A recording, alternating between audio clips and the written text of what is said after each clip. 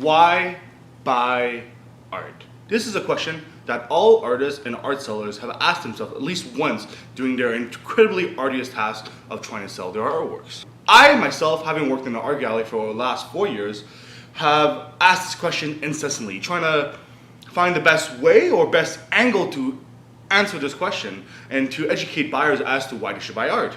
A difficult question, no doubt. Difficult to approach and definitely difficult to answer. I'm sure that for most people, art may be at the very bottom of the list of things they need to purchase. I'm sure some of you are familiar with the chart. This is Maslow's hierarchy of needs.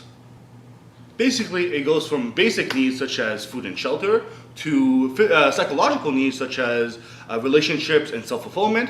And at the very top of the pyramid, you have self-actualization. And I'm sure this is where most people would put art into. Shocking, shocking, shocking. It's shocking, I know, that art is not considered the basic needs. But that does not mean that there are no reasons to purchase art. Why buy art? For the love of the art. Inspiration, expression, and love. This is the more romantic and I would say the most ideal reason to purchase an artwork. Having worked with artists as well, from my experience, the most rewarding for them as well. The artists pour their love and attention, their own interpretation of the world. Some even impart their soul into their works. And having the intention not only understood but appreciated can bring meaning to the countless hours they put into their work. For their work to be seen for its quality, expression, and depth can make the artist's life and artist filled with drudgery and hardships all worth it. Moreover, art evokes emotion and feeling. Art has the potential to expand your mind and even fuel your imagination. It has the ability and character to bring out emotion within you. Happiness, sadness, anger, whichever emotion you're trying to evoke. Different artworks induce different emotions to every individual person. And when you are lucky enough to find an artwork that awakens emotions or it can impact your life personally, that artwork is always a worthwhile investment. Number 2, color your world. Enrichment, design, and environment. Art can really help mesh and give expressions to your home or office. It can give the area completeness, expression, and personality otherwise impossible to achieve without art.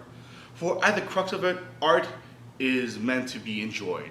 It brings beauty to the mundane and can be the final showstopper or conversation starter for any room or home. This reason is obviously for people who have already fulfilled all of Maslow's hierarchy of needs and are focused on self-actualization and expression. Congratulations. Now that you have your beautiful home, get some art and decorate your home and make it yours. Art investing, diversification, history.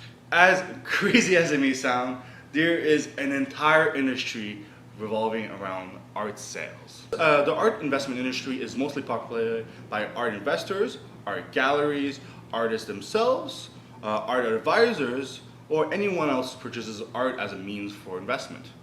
Though this subject deserves its own video, today I'll just gloss over some of the basic facts about the industry.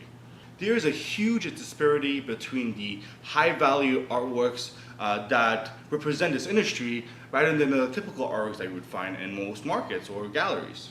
All the headlines that you see for artworks being sold for $400 million or egregiously high prices are mostly originating from famous deceased artists, historical art pieces, or artists who are up and coming and have made a splash in the industry recently. That doesn't mean you should only be purchasing super high ticket items that represent this industry.